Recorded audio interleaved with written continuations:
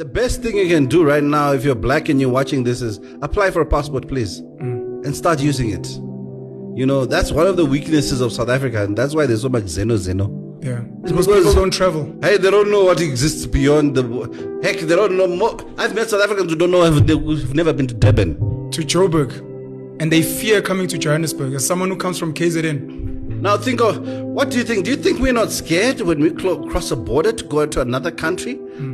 Do you think that people are just like, yay, we're going? No. It's the scariest experience. When I was 21, jumping onto a plane, going to a different country where I know no one, I don't know what they eat.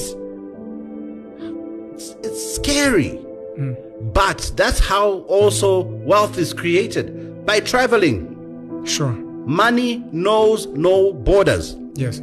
Okay? So the reason why we don't know how much money they stole from Africa is because we've never been to their countries.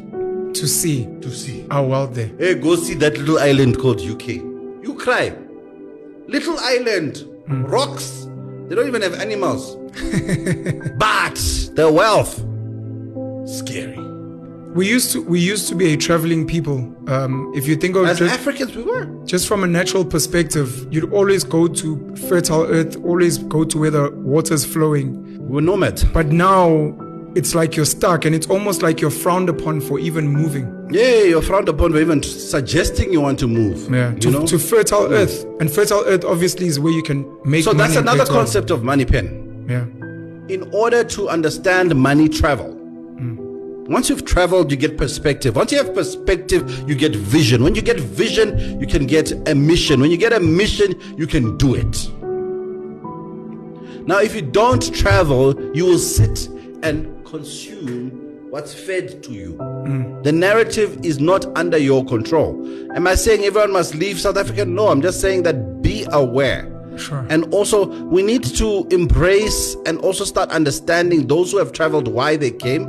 Some of them it's real poverty, and a lot of foreigners are doing good in this country. But there's a lot of bad. Yes. I'm not taking that away. Sure. Okay, but we just need to understand, put yourself in their shoes, going to a scary place, they don't know language, they don't speak, they're talking about you, you know, and you know, it's not all pap and flays.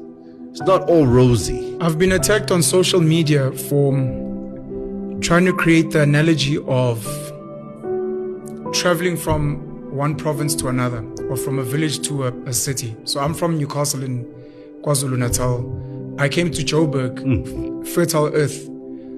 And to what you're saying about opportunities, if you look at a lot of the people that are making money in small towns, it's because they've traveled to the big cities, seen ideas, brought them back home, or when we speak import-export, they literally go and buy from a China city, wholesalers in the cities into the villages, which is, if you just broaden your mind, it's the same thing that happens when you travel across borders. So when I made that example, and I remember Helen Zille was dragged for saying South Africans are economic migrants.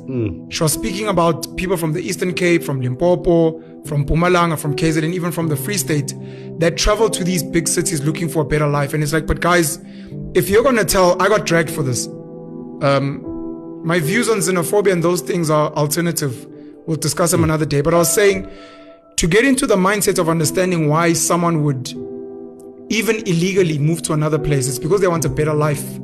That's the reason why you're not where you grew up.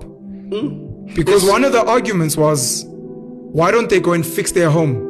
Why don't Zimbabweans go fix Zimbabwe? Why are you here? And I'm like, but you're from a small village in the Eastern Cape. Why are you not going to fix your village? It's the exact same mindset. But obviously I got dragged. I think, you're defining, firstly, your definition of people buying things, selling them in another place, or people getting ideas from another place. That's called international trade. It is. That is what international trade is. No one has ever questioned why Mercedes-Benz builds cars in East London. No one has ever questioned why Ford is building cars in Mamelodi.